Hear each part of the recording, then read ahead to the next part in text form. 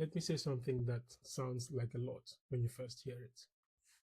I can sit down with almost any small business owner, look at their numbers for 45 minutes, and find at least £10,000 in revenue that is already sitting in their business.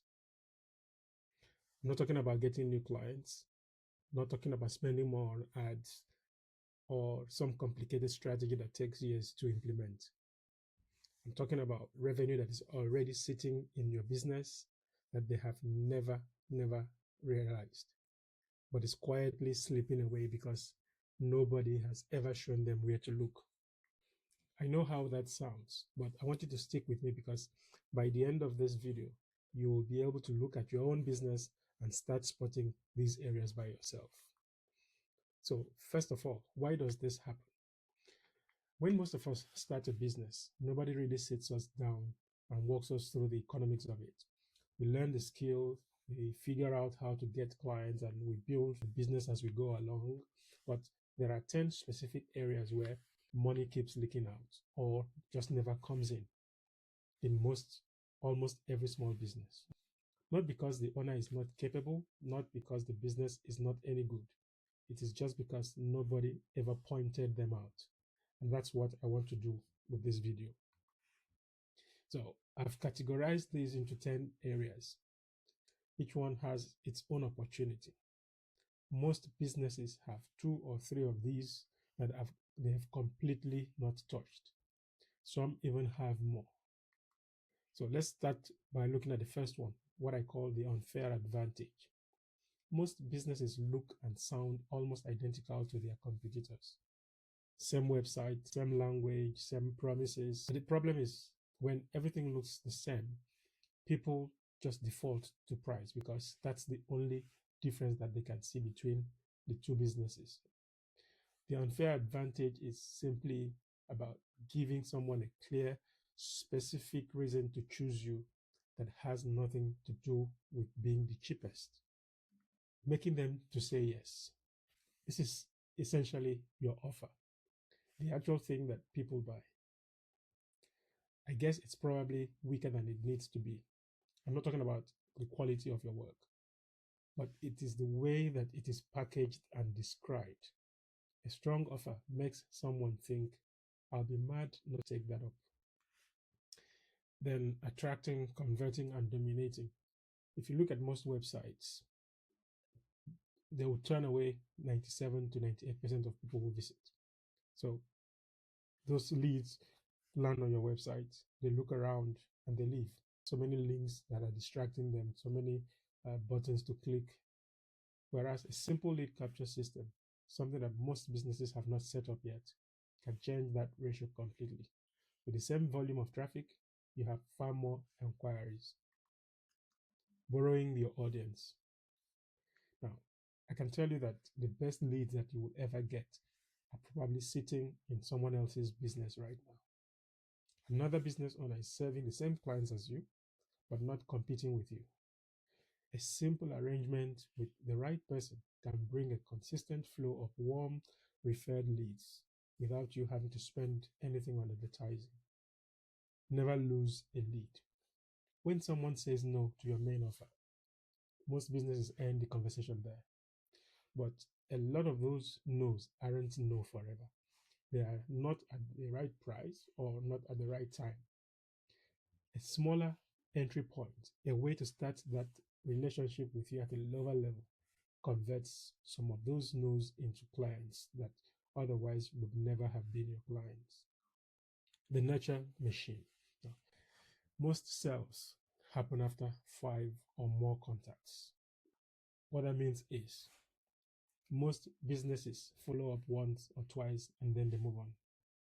Whereas having a simple automated sequence of emails plus SMS or WhatsApp that go out on a schedule, educating and building trust, keeps you in front of the people who have already inquired until they are ready to say yes. And once you've built it, it runs without you. The revenue maximizer. A chunk of your existing clients would buy more from you if you offered them the right thing at the right time. Most businesses never make that offer. The revenue maximizer is just a systematic way of doing it so that it happens consistently, not just when you remember to mention that you have something else to sell. Beyond the core, your clients are already spending money on things that are related to what you do. They are just not buying them from you, they're buying it elsewhere. Why don't you have a referral arrangement with complementary businesses, which means that some of those spends can come back to you? Removing the price tag.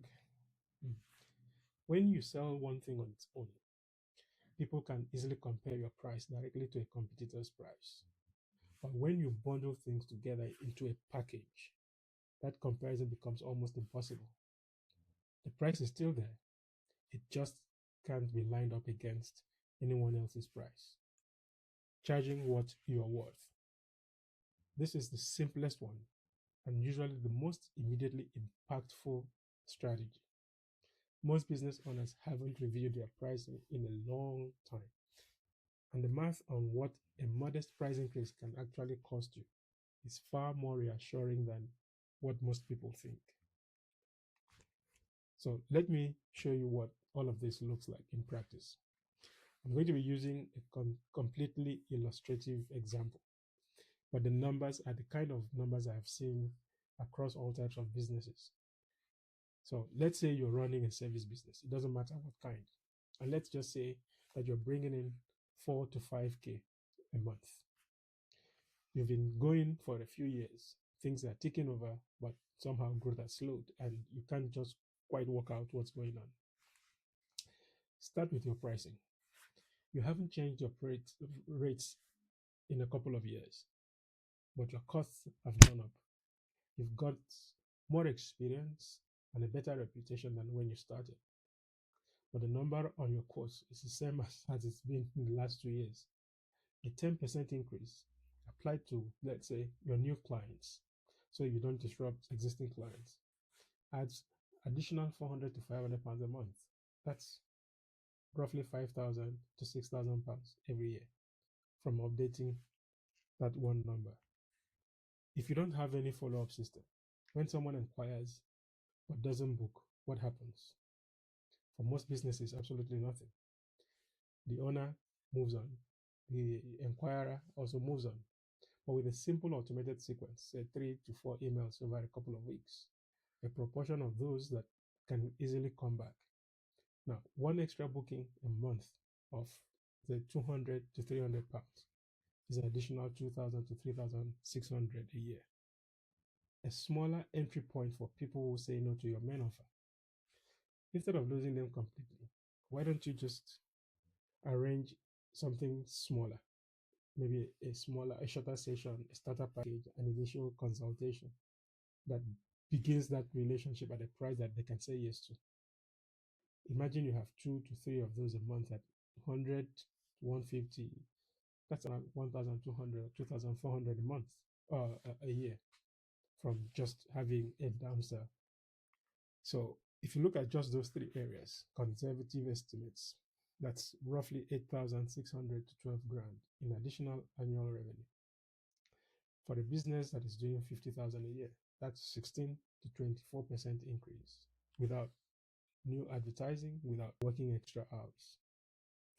Now, that's what sort of thing we cover in our 45 minutes assessment. And here's what I would suggest you do next. I've made videos that go deeper into each of these 10 areas. So you can look at whatever feels most relevant to your situation at the moment. But if you want to do this properly, I would like to sit down with you, go through your actual business, look at your actual numbers, and find out what is specifically hiding in your business. I'm offering a free 45-minute hidden revenue assessment, and I'll look at the business. I'll tell you honestly where I think the money is. Using your numbers, you decide what you do with that information. There will be no pitch, no pressure, just looking at your numbers. And I'll put a link in the description of this video.